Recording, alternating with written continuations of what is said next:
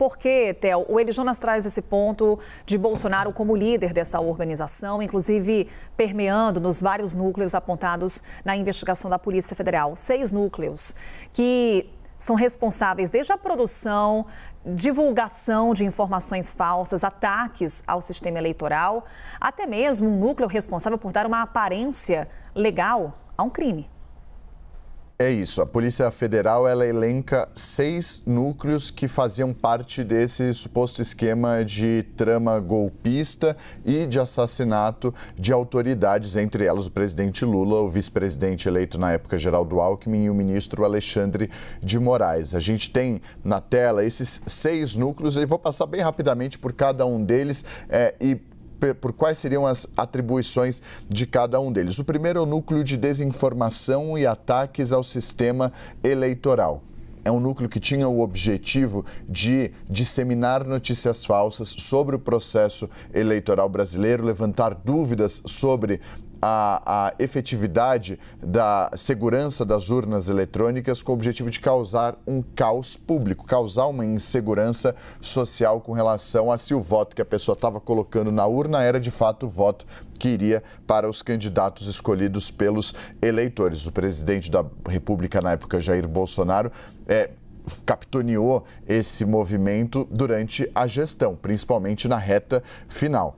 O núcleo responsável por incitar militares a participarem, a aderirem ao golpe de Estado é integrado, entre outras pessoas, de acordo com a Polícia Federal, por Walter Souza Braga Neto, que era general. As mensagens reveladas em operações passadas mostram uma tentativa de constranger e, para além de constranger, pressionar militares de alta patente, como os comandantes das Forças Armadas da ocasião, principalmente do Exército e da Aeronáutica, a aderirem a uma trama golpista, o que se mostrou um fracasso, porque tanto o comandante do Exército como o da Aeronáutica se opuseram a esse plano nas reuniões que tiveram e que depois contaram aos investigadores. O núcleo jurídico, e aí a gente destaca as minutas de decreto, tentavam trazer uma roupagem legal a uma tentativa ilegal de golpe de Estado. Um exemplo disso é a minuta golpista que foi encontrada na casa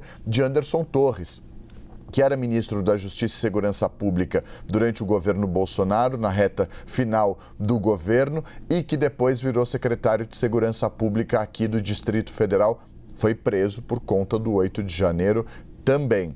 Núcleo jurídico, então, tinha essa atribuição e era formado por mais de uma pessoa. O núcleo de apoio às ações golpistas ajudavam a aumentar, a alimentar as manifestações radicais que estavam acontecendo, por exemplo, em frente aos quartéis generais e ao quartel-general aqui de Brasília. Então, era tanto por meio de financiamento como, por exemplo, de apoio logístico a esses acampamentos. Havia o núcleo de inteligência paralela, que servia para monitorar autoridades. A gente lembra do caso, um outro caso, que é o da ABIN paralela, em que havia uma arapongagem mirando jornalistas, adversários políticos do governo, inimigos do governo. Então, havia uma tentativa de monitorar, e de fato um monitoramento, de acordo com a Polícia Federal, por parte de uma ABIN paralela, usando o aparato estatal para fazer uma arapongagem, uma espionagem de maneira ilegal.